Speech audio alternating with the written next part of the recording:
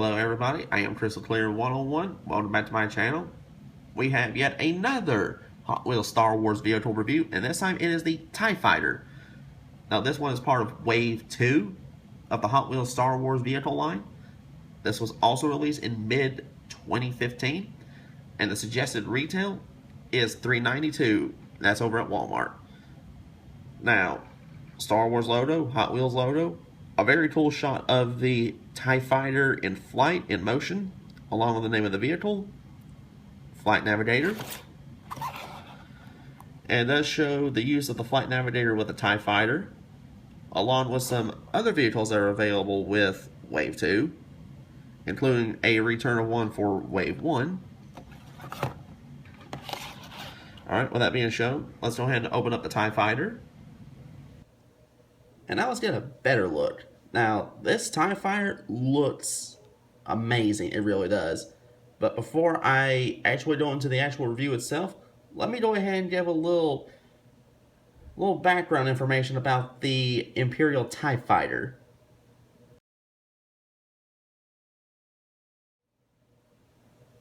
For every TIE Fighter you shoot down, 1,000 more will take its place. Baron Soontir fell. The basic TIE Fighter inspired a number of other Imperial Starfighters manufactured by Senior Fleet Systems, which became collectively known as the TIE series. The TIE Line fighter was one of them, and replaced the original model as the standard fleet fighter in the Empire. While the original TIE had performance parity with heavier built X-Wings, the newer TIE/LN boasted improved engines and more powerful weapons, surpassing contemporary Rebel fighters. TIEs would be used in massive numbers throughout the Galactic Civil War and would be regarded by many as a symbol of the Empire. Some TIEs fell into the hands of the Rebellion, who would sometimes use them to infiltrate Imperial facilities.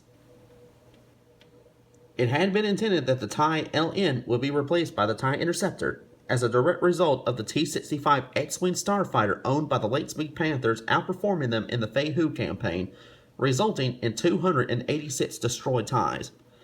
Indeed, interceptors began to see greater use around the time of the Battle of Endor, but the collapse of the Imperial government into sectionalism precluded this. As the Galactic Empire retreated, more and more factories found themselves behind New Republic lines and ceased production. The New Republic made limited use of captured TIEs, equipping them with shields and assigning them to sectors where they weren't considered a symbol of the Empire. Their most notable use in the New Republic service was at the Battle of Adumar. Captured TIE fighters were also used for deceptive purposes, such as during the mission to Pref's Built 4. By the time the peace treaty was signed, the Empire, now known as the Imperial Remnant, began to use export starfighters manufactured by other races, such as the Sullustan Sorosub Corporation Preybird class starfighter, because they lacked the manufacturing facilities to build new TIE fighters. And with our history lesson taken care of, let's go ahead and take a look at the actual version by Hot Wheels. Now, first off, as far as the dimensions go, it is approximately 1 2/3 inches wide, 2 inches long, and 2.5 inches tall. So it's a reasonably decent size little model. Now, the main fuselage in the very center of the solar panels are die-cast. The actual solar panels themselves are plastic. As far as the detail goes, of course you can make out the various individual lines along the solar panels. That's for both the outside and the inside. Of course, there are various little sculpted details on the actual fuselage itself.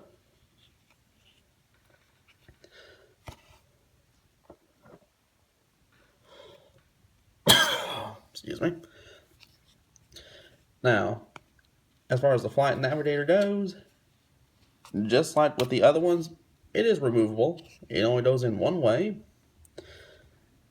But unlike the previous ones I reviewed,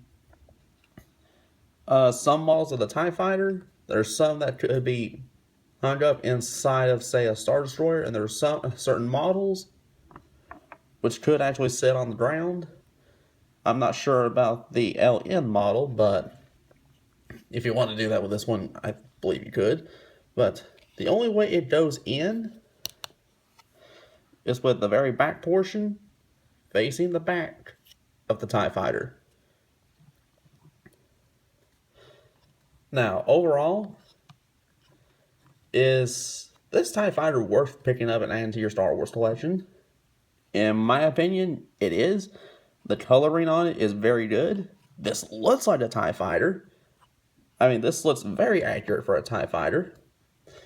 And for the $3.99 that it does retail for, I would say it's very safe to say it's worth actually picking up a few of these.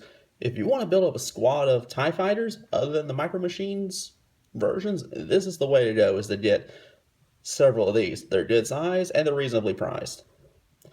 So if you want to build up a squad of TIE Fighters, here you go. This is the way to do it. But this will wrap up my review on the Hot Wheels Star Wars TIE Fighter. Be sure to rate, comment, and subscribe, and I'll see you in the next video.